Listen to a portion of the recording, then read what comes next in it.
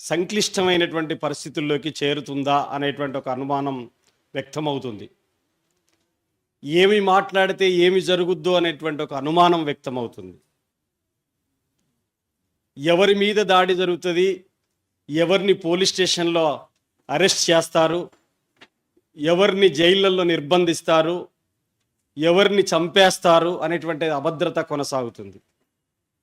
ఈ అభద్రత మరి ఈ 12 ఏళ్ల కాలంలోనే అత్యధికంగా పెరుగుతూ వస్తుంది. రమణమూర్తి గారు ఒక ఆధ్యాత్మికవేత్తగా హిందూ సమాజంలో ఏమేం సంస్కరణలు రావాలి, హిందూ సమాజం హిందూ మతం పట్ల సంపూర్ణ విశ్వాసంతో ఉన్నటువంటి వ్యక్తిగా దీంట్లో ఏం సంస్కరణలు రావాలి అనేటువంటి ఒక ఆవేదనతోటి ముందుకు సాగుతున్నటువంటి ఒక మేధావి. ఈ మేధావి ఏం చెప్పాడు, ఆయన చేసిన నేరం ఏంటి, ఎందుకు చెప్పుతో దాడి చేయాల్సి వచ్చింది అని చెప్పి మనం అనుకున్నప్పుడు చాలా ముఖ్యమైనటువంటి విషయాన్ని మనం గమనించవచ్చు. ఈరోజు ఒక ఉన్మాదికి రాజ్యాంగ స్ఫూర్తితోటి రాజ్యాంగబద్ధంగా మతానికి రాజకీయాలకి, మతానికి పరిపాలనకి, దేవుడికి పరిపాలనకి, దేవుడికి రాజకీయాలకు మధ్యలో వెడం ఎలా ఉండాలి అనేటువంటిది భారత రాజ్యాంగంలో ఆర్టికల్ 25 చాలా స్పష్టంగా తెలియజేస్తుంది. అదే రమణమూర్తి గారు చెప్పాడు. తర్వాత మేము కోట్లాది మంది ప్రజలము ఆరాధ్య దైవంగా కొలుస్తున్నటువంటి రాముడిని పట్టుకొచ్చి మోదీ పక్కనెట్ట పెడతావు మీరు మోదీని రాముడిని సమానంగా చూస్తారా? రాముడితో సమానంగా మోదీని పెడతారా? మీకు స్వార్థ రాజకీయ ప్రయోజనాలు ఉంటే ఉండొచ్చు, కానీ మేము ఆరాధించే దైవాన్ని అదనా ఒక వ్యక్తి దగ్గరికి ఎట్లా, ఈ లోకాన్ని సృష్టించిన వ్యక్తినో, మేము ఆరాధించే విశ్వాసమనో, మొత్తం కోట్లాది మంది ప్రజలు నమ్మేటువంటి విశ్వాసమనో, వాళ్ళందరి నమ్మకాలు వాళ్ళకు ఉన్నాయి. మరి అట్లాంటి ఒక గొప్ప ఆరాధ్య దైవాన్ని తీసుకొచ్చి మోదీ పక్కన ఎందుకు పెడతావు అనేటువంటి విషయాన్ని రమణమూర్తి గారు అడిగారు. అంతేకాదు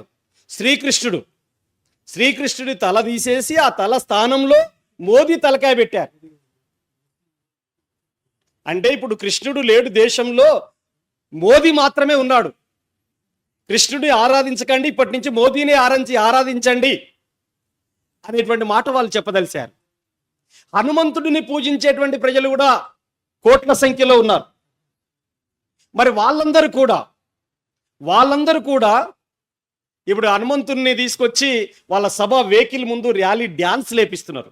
దేవుడితో డ్యాన్స్ లేపియటం ఏమిటి? ఇట్లాంటి విషయాల్ని రమణమూర్తి గారు ప్రశ్న అడిగిండు. ప్రశ్న అడిగితే దానికి సమాధానం చెప్పగలగాలి. ఆ సమాధానం చెప్పలేక, ఇది తప్పు రైటు అని చెప్పేసి కౌంటర్ చేయలేక ఏం చేశాడంటే భౌతిక దాడి చేశాడు. కృష్ణుడి తల అంటావా మీరు ఆ వీడియోలో వస్తుంది చూశారు, ప్రత్యక్ష ప్రసారం కూడా జరిగింది బీఆర్కే న్యూస్ ఛానల్లో మొన్న జూలై 14వ తారీఖు రోజున. ఏమన్నాడు? కృష్ణుడిని గౌరవించే పాత్ర రమణమూర్తి గారు తీసుకున్నారు, కృష్ణుడిని అవమానించిన వాళ్ళ తరఫున కశ్యప్ రెడ్డి అనేటువంటి వ్యక్తి ఆ పాత్ర నిర్వహించాడు. మరి ఇప్పుడు ఆయన చూపించింది ఏమిటి?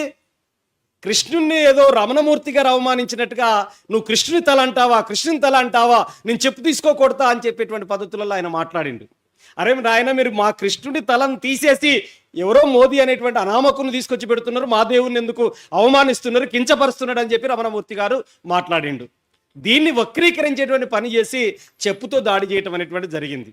ఇట్లాంటి విషయాల్లో మనం గుర్తుపెట్టుకోండి, ఎవరు ప్రశ్న అడిగితే వాళ్ళ మీద దాడి చేసేటువంటి వైఖరి కానీ చాలా దుర్మార్గమైంది. భావ ప్రకటన స్వేచ్ఛకి, రాజ్యాంగ స్ఫూర్తికి, పత్రికా స్వేచ్ఛకి, మీడియా స్వేచ్ఛకి భంగం కలిగించేటువంటి పద్ధతులలో ఆ భౌతిక దాడి జరిగింది. ఒక భావాన్ని కౌంటర్ భావంతో ఎదుర్కోవచ్చు, సమాధానం చెప్పొచ్చు. సమాధానం చెప్పలేనటువంటి, మెదడులో సరుకులేనటువంటి వెధవలు మాత్రమే భౌతిక దాడులకు దిగుతారు. భావంతో పోటీపడనోడే భౌతిక దాడితో వస్తుంటాడు. అందుకని మెదడులో సరుకు లేనటువంటి సన్నాసి మాత్రమే ఈ దాడికి పాల్పడ్డాడు. అందుకనే తక్షణమే మేమేమంటున్నామంటే పోలీసులు సుమోటోగా తీసుకొని వెంటనే కశ్యప్ రెడ్డిని అరెస్ట్ చేయాలి. ఇప్పటి వరకు అరెస్ట్ చేయలేదు. ఎందుకు అరెస్ట్ చేయట్లేదు? రమణమూర్తి గారి పైన దాడి జరిగితే మొత్తం ఉమ్మడి రాష్ట్రాల్లో అనేక మంది ప్రముఖులు, మేధావులు, ప్రజా సంఘాలు, సామాజిక సంఘాలు ఖండిస్తూ ఉన్నాయి. ఆయనకు తండ్రి సమానుడు, ఆయన మీద ఎందుకు దాడి జరిగింది? ఖండిస్తుంటే ఇప్పటి వరకు కూడా పోలీస్ అధికారులు ఏమాత్రం పట్టి పట్టనట్టుగా ఉంటున్నారు.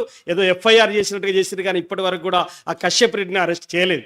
పైగా దాడి చేసినటువంటి, నేరం చేసినటువంటి వాడి పక్కన ఎందుకు నిలబడుతున్నారు? సోషల్ మీడియాలో చాలామంది కశ్యప్ రెడ్డి చాలా గొప్ప పని చేశాడట రమణమూర్తి మీద, ఆయన ఒక అర్బన్ నక్సల్ అట రమణమూర్తి గారు, హిందూ వ్యతిరేకట రమణమూర్తి గారు. ఆ రమణమూర్తి గారు రాసినటువంటి వ్యాసాలు హిందూ మతానికి చిన్న తేడా మాట్లాడినటువంటి గంటలు గంటలు చీల్చి చెండాడేటువంటి వ్యక్తి ఆయన. సనాతన ధర్మం గురించి గంటలు గంటలు ఉపన్యాసం చేసినటువంటి వ్యక్తి రమణమూర్తి గారు. అట్లాంటి వ్యక్తిని పట్టుకొని హిందూ ధర్మానికి వ్యతిరేక అని చెప్పేసి మాట్లాడుతున్నారు. ఎవరు హిందూ ధర్మానికి వ్యతిరేకి? ఈ మతాన్ని అడ్డం పెట్టుకొని రాజకీయాలు చేసేటోళ్ళు హిందూ మతానికి వ్యతిరేకులు, ఈ దేవుణ్ణి అడ్డం పెట్టుకొని రాజకీయాలు చేసేటోళ్ళు హిందూ మతానికి వ్యతిరేకులు. నిజంగా హిందూ మతంలో ఉన్నటువంటి గొప్ప విషయాల్ని ప్రజలకు తెలియజేసేటువంటి వాళ్ళు, గీత గురించి చెప్పేటువంటి వాళ్ళే ఎలా హిందూ ద్రోహులు అవుతారు? హిందూ మతాన్ని అడ్డం పెట్టుకునేటువంటి వాళ్ళు హిందూ ద్రోహులు అవుతారు. కాబట్టి రమణమూర్తి గారి మీద దాడి జరిగినటువంటి చర్య అనేటువంటిది మొత్తం ఉమ్మడి రాష్ట్రాల్లో కూడా కలకలం రేపినటువంటి ఈ దాడిని మనం ప్రజాస్వామికవాదులు ముక్త కంఠంతో ఖండించాలని చెప్పేసి నేను కోరుతున్నాను. ఎవరు ప్రశ్నించడమే కాదు, నిజమైనటువంటి సనాతన ధర్మం గురించో, నిజమైనటువంటి పురాతన ధర్మం గురించో, నిజంగా ప్రజలందరూ సమానంగా బతకాలనో, స్త్రీ పురుష సమానత్వం కలిగి ఉండాలనో, కులమతాల అసమానతలు ఉండకూడదనో, నా మతాన్ని నేను విశ్వసిస్తా, పక్క మతాన్ని ప్రేమిస్తా అని చెప్పేటువంటి వాళ్ళు ఎవరైతున్నారో వాళ్ళందరి మీద దాడులు జరుగుతున్నాయి. మీరు చూడండి, వాళ్ళందరి మీద దాడులు జరుగుతున్నాయి. మీరు ఇంతకుముందు రంగరాజన్ గారి మీద దాడి జరిగింది, ఇప్పుడు రమణమూర్తి గారి మీద దాడి జరిగింది. చాలామంది ఇట్లాంటి యొక్క ప్రముఖుల మీద కూడా దాడులు జరుగుతున్నాయి. ప్రశ్నిస్తున్నటువంటి వాళ్ళందరినీ జైల్లో పెడుతున్నటువంటి ప్రక్రియ కూడా పక్కన జరుగుతున్నటువంటి స్థితిని కూడా మనం చూస్తున్నాం. ఇట్లాంటి ఒక సంక్లిష్టమైనటువంటి పరిస్థితులలో, అభద్రతతో కూడినటువంటి ఈ పరిస్థితులలో మనం కొన్ని తీర్మానాల్ని ఈ సందర్భంగా ప్రవేశపెట్టబోతున్నాం. అది ఏమిటి అని చెప్పేసానంటే, ఈ పత్రికా స్వేచ్ఛకు మేధావులు, రచయితలు, కవులు, జర్నలిస్టులు వీళ్ళందరూ కూడా వాళ్ళకు నిర్మోహమాటంగా మాట్లాడుకునేటువంటి స్వేచ్ఛ, రాసుకునేటువంటి స్వేచ్ఛను మనం కలిగి ఉండాలి. దాన్ని ఆటంకపరిచేటువంటి వాళ్ళపైన కఠిన చర్యలు తీసుకోవాలనేటువంటిది ఒక ముఖ్యమైనటువంటి తీర్మానంగా. అట్లే విధంగా ఎవడైతే కశ్యప్ రెడ్డి రమణమూర్తి గారి మీద దాడి చేసిండో తక్షణమే అరెస్ట్ చేయాలి, కఠినంగా శిక్షించాలి. అలాంటి మూర్ఖులు బయట సమాజంలో, పౌర సమాజంలో తిరగొద్దు, జైల్లో మాత్రం నిర్బంధించబడి ఉండాలనేటువంటిది కూడా రెండో విషయంగా చెప్పాం.